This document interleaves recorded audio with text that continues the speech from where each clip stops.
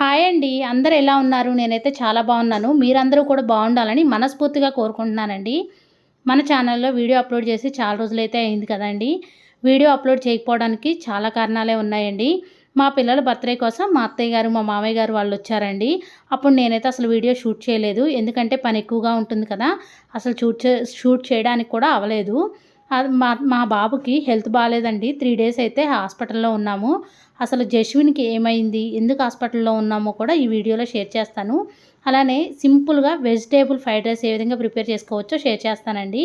నేను చేసే రోటి పచ్చడిని కూడా మీతో షేర్ చేసుకుంటాను. నేను మా పిల్లల బర్త్‌డే కోసం ముందు రోజైతే ఇల్లంతా నీట్‌గా క్లీన్ చేసుకున్నానండి. ఇల్లు క్లీన్ చేయడానికి మొత్తం 3 డేస్ అయితే పట్టిందండి డీప్ క్లీన్ చేయడానికి. ఇల్లు మొత్తం కూడా డీప్ క్లీన్ అయితే చేసేసానండి. మా అత్తయ్య గారు, మా మామయ్య గారు వస్తున్నారని పిండైతే పట్టేసానండి. మేమైతే కొత్త మిక్సీ తీసుకున్నానని చెప్పాను కదా! ప్రీతి అండి కంపెనీ. మా వారైతే ఎగ్స్ తీసుకొచ్చారు. ఆ ఎగ్స్‌నన్నీ నీట్‌గా పెట్టేసుకున్నానండి. ఈరోజు నేనైతే క్లీనింగ్ చేసుకుంటూ ఉన్నాను. అందుకని పిల్లల కోసమైతే చారైతే పెట్టానండి. ఉదయం నైట్ అయితే ముందు రోజు నైట్ అయితే మినపగుండ్లు అయితే నానబెట్టుకున్నానండి. ఇడ్లీ పిండి, దోస పిండి రెండైతే పట్టేశాను. మన ఇంట్లో చుట్టాలు ఎవరైనా ఉన్నప్పుడు ఇడ్లీ పిండి, దోస పిండి రెడీగా ఉందనుకోండి, పునుగులు వేయొచ్చు, ఇడ్లీ వేయొచ్చు, దోస వేయొచ్చు. గారెలంటే అప్పటికప్పుడు నానబెట్టుకోవచ్చు కదా! ఇల్లంతా క్లీన్ చేసుకున్న తర్వాత బాల్కనీ మొత్తం నీట్‌గా క్లీన్ చేసుకున్నానండి. సోప్స్ అన్నీ ఈ విధంగా అరేంజ్ చేసుకున్నాను. బాల్కనీ మొత్తం నీట్‌గా క్లీన్ చేసుకున్న తర్వాత ఒక చిన్న క్లిప్ అయితే తీశానండి. ఇక్కడ బట్టలు కూడా వాష్ చేసేసాను. బాల్కనీ అయితే ఎంతో నీట్‌గా ఉంది. ఇక్కడ గ్రైండర్ పడతం కూడా అయిపోయిందండి. గ్రైండర్‌ని కూడా నీట్‌గా క్లీన్ చేసి సెల్ఫ్‌లో అయితే పెట్టేశాను. మాదైతే బటర్‌ఫ్లై కంపెనీ అండి. మేము ఈ గ్రైండర్ తీసుకొని 8 ఇయర్స్ అయింది. ఇంతవరకైతే ఒక్క రిపేర్ కూడా రాలేదండి. చాలా బాగా పనిచేస్తుంది. మామూలుగా ఈ స్టోరేజ్ కంటైనర్స్ మొత్తం అంతా క్లీన్ చేసి పెట్టుకున్నానండి. కిచెన్ కూడా డీప్ క్లీన్ అయితే చేశాను. కిచెన్‌లో న్యూస్ పేపర్స్ ఏస్తే బొద్దింకలొస్తాయి అంటారండి. అందుకని నేనైతే ఒక్కొక్క షీటు రూ. 10 17 పడిందండి. ఆ షీట్ అయితే తీసుకున్నాను. ఆ షీట్స్ అయితే వేసి కిచెన్ మొత్తం నీట్‌గా సర్దుకున్నానండి. కిచెన్ చూడండి ఎంత నీట్‌గా ఉందో. అంట్లన్నీ నీట్‌గా క్లీన్ చేసుకున్నానండి. ఈ క్లీనింగ్ చేయడానికి చాలా టైమే పట్టింది. 3 డేస్ అయితే పట్టిందండి. మొత్తం ఇల్లంతా డీప్ క్లీన్ చేయడానికి. ఇల్లయితే మొత్తం నీట్‌గా క్లీన్ చేసి పెట్టుకున్నానండి. మా పిల్లల బర్త్‌డే అయితే ఉందని మా అత్తయ్య గారు, మా మామయ్య గారు వాళ్ళైతే వచ్చారండి. మా అమ్మ, మా నాన్న అయితే రాలేదు. పిలిచాం కానీ వాళ్ళకైతే పనులుంటాయి కదా! కుదరక రాలేదండి. తర్వాత ఎప్పుడైనా వస్తామని చెప్పారు. మా అత్తయ్య, మా మామయ్య అయితే ఒక 5 డేస్ అయితే ఉండి వెళ్లారండి.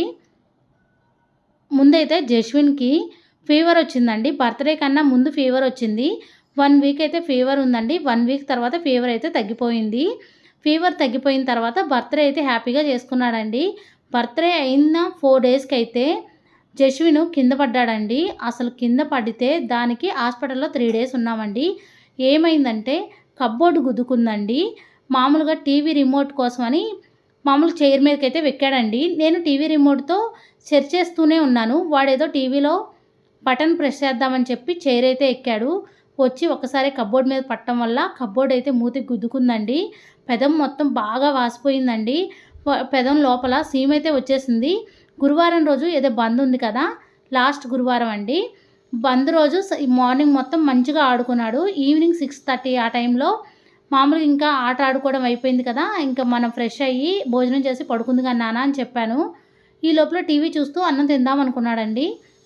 కానీ ఆ ఒక్క సెకండ్‌లో మార్నింగ్ నుంచి ఎంత ఆడుకున్నాడో ఏమీ లేదండి. ఒక్క 2 నిమిషాల్లో ఆ చైర్ మీంచి జారి కింద పడ్డాడండి. అది కప్‌బోర్డ్ మీద పడటం వల్ల ఆ కప్‌బోర్డ్ బాగా గుద్దుకొని మూతి మొత్తం బాగా వాసిపోయిందండి. చాలా బాగా ముక్కయితే అసలు కనిపించలేదు. అంత వాసిపోయిందండి. ఎందుకో ఏమైందో తెలీదు. ఆ రోజు తెలియకుండా ఒక 3 డేస్ అయితే హాస్పిటల్‌లో చూపించాము. కానీ తగ్గలేదండి. గురువారం రోజు సాయంత్రం తగిలింది. హాస్పిటల్‌లో చూపించాము. సిరపులు కూడా వేశాను. అయినా సరే ఆ వాపయితే తగ్గలేదు. సోమవారం రోజైతే ఇంకా ఎక్కువైపోయిందండి. అసలు వాడికి అన్నం తినడానికి కూడా కుదరట్లేదు. ఇంకా భయమేసి హాస్పిటల్‌కైతే వెళ్ళాము. ఆ డాక్టర్ గారు చెప్పారు, "లోపల సీముందమ్మా" అని చెప్పారు. మనకు తెలీదు కదండీ! పప్పు తిన్నా, శనగపిండి తిన్నా సీము పట్టిద్ది కదా! నేనైతే నార్మల్ దెబ్బే అనుకున్నాను. కానీ మరీ అంత ఇదైపోయిద్ది అనుకోలేదు. లోపలైతే సీము పట్టేసింది కదా! ఇన్ఫెక్షన్ అయింది. హాస్పిటల్‌లో ఉండాలని చెప్పారండి. ఇంక చేసేదేం లేక 3 డేస్ అయితే హాస్పిటల్‌లో ఉన్నాము. హాస్పిటల్‌లో ఉన్న తర్వాత 3 డేస్ తర్వాతైతే పంపించారండి. ఈరోజైతే ఫ్రైడే కదా! ఈరోజైతే ఫస్ట్ టైమ్ స్కూల్‌కెళ్ళాడండి 1 వీక్ తర్వాత. 1 వీక్ అయితే స్కూల్‌కి వెళ్ళలేదు. వాడికి కొంచెం హెల్త్ కూడా బాలేదండి. ఇంకా ఈరోజైతే మొత్తం పూర్తిగా కంప్లీట్‌గా తగ్గిపోయిందండి. హాస్పిటల్‌లో 3 డేస్ ఉన్న తర్వాత. ఇక నేను బర్త్డే కన్నా ముందు నేను ఇల్లు ఎలా సర్దుకున్నానో చూపిస్తున్నాను. బట్టలు కూడా అన్నీ నీట్‌గా సర్దేసుకున్నానండి. మా పిల్లల కోసమైతే ఆ రోజు నేను కోడిగుడ్డు ఫ్రై కూడా ప్రిపేర్ చేశాను. ఇందాక అదే చూపించాను. బట్టలన్నీ నీట్‌గా సర్దుకోవడం అయిపోయింది. అన్ని పనులు అయిపోయాయి. ఒక్కొక్కసారి మనకి తెలియకుండానే పిల్లల్ని ఎంత జాగ్రత్తగా చూసుకున్నా ఏదో ఒక దెబ్బలు తగులుతూనే ఉంటాయి కదా! మార్నింగ్ నుంచి ఈవినింగ్ వరకు ఆడుతూనే ఉన్నాడండి. ఎలాంటి ప్రాబ్లమ్ లేదు. ఇంకా కంప్లీట్ అయిపోయిందిలే రెస్ట్ తీసుకుందాము, అన్నం తినేసి ఫ్రెష్ అవుదాం అనుకున్న టైంలో చూడండి ఒక్క సెకండ్‌లో కింద పడ్డాడు. ఇలా అయిపోయింది. కింద పడ్డందుకు 3 డేస్ హాస్పిటల్‌లో ఉండడం కూడా అయిందండి. ఒక్కొక్కసారి టైంను బట్టి మనం ఏం చేయలేము. మన చేతిలో ఏది ఉండదు. మనకి తెలియకుండానే అన్నీ జరుగుతూ ఉంటాయి. కానీ నరదిష్టి అనేది కూడా ఎక్కువగానే ఉంటుందండి. పిల్లల విషయంలో ఇలా నరదిష్టి విషయంలో మాత్రం చాలా జాగ్రత్తగా ఉండాలండి. ఇంటికి గుమ్మడికాయ కట్టుకోవడం, పిల్లలకి దిష్టి తీయడం ఇలాంటివి కంపల్సరీ చేస్తూనే ఉండాలి. నేనైతే చేస్తూనే ఉంటానండి. కానీ ఎక్కువగా జస్విన్‌కైతే ఎక్కువ నరదిష్టి ఉంటది అని నాకు అనిపిస్తది. ఎందుకంటే పిల్లలు ఒక చాట కుదురుగా ఉండరు కదా! ఇప్పుడు జస్విన్‌కి, జెసికాకి చాలా తేడా ఉందండి. జస్విన్ బాగా అల్లరి చేస్తూ ఉంటాడు. చూసే వాళ్ళకి ఏమనిపించిద్దంటే ఈ పిల్లోడు బాగా అల్లరి చేస్తూ ఉంటాడు, ఉండసాటు ఉండడు అని అనుకునేలా అనిపిస్తదండి. ఎవరైనా ఆ విధంగా అనుకుంటూ ఉంటారు కదా! అలా అనుకుంటేనే దిష్టి తగులుతూ ఉంటుంది. ఎంత దిష్టి తగిలినా, తగలకపోయినా మనం పిల్లలకి దిష్టి తీస్తూనే ఉండాలండి. ఒక్కొక్కసారి టైం అండి. మనం ఎంత జాగ్రత్తగా ఉన్నా సరే ఏదైనా జరగాలి అని రాసి పెట్టుంటే అది ఖచ్చితంగా జరుగుతుంది. ఆ భగవంతుడి దయ వల్ల అయితే ఎలాంటి ఫ్రాక్చర్స్ అయితే అవ్వలేదండి. మూతి వాయడం ఒకటే కానీ పెదం కట్ అవ్వడం గానీ అలాంటివి ఏమీ జరగలేదు. పళ్ళు అయితే కింద పెదంలో అయితే గుచ్చుకున్నాయండి. కానీ అదైతే వెంటనే తగ్గిపోయింది. హాస్పిటల్‌లో ఉన్న తర్వాత అయితే ఇన్ఫెక్షన్ మొత్తం పోయింది. వాపు మొత్తం తగ్గిపోయిందండి. ఇప్పుడైతే చాలా బాగున్నాడు. నేనైతే ఈరోజు ఓన్లీ పొటాటో ఫ్రైడ్ రైస్ అయితే ప్రిపేర్ చేశానండి. అన్ని వెజిటబుల్స్ వేసుకొని ఫ్రైడ్ రైస్ అయితే ప్రిపేర్ చేసుకోవచ్చు. ముందైతే ఒక ప్యాన్ పెట్టుకొని కొద్దిగా ఆయిల్ వేసుకొని పోపు దినుసులు అన్నీ వేసుకొని ఉల్లిపాయ ముక్కలు వేసుకొని బంగాళదుంప ముక్కలైతే ఫ్రై చేసుకోవాలండి. ఇవి 2 మంచిగా ఫ్రై అయిన తర్వాత పసుపు, ఉప్పు, కారం వేసుకోవాలి.